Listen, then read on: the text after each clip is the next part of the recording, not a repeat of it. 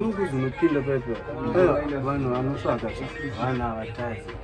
so iwewe handizvira pamabig artist atinawo akatangopisa mhamanje akapisa kudhara vaunoona kuti iwewe ungodo kana kolabo naye zveipapo zvokuti ungoore umboflexa pangoma yaunogadzira nemunhu song yako yaunopete 5 star ndeipi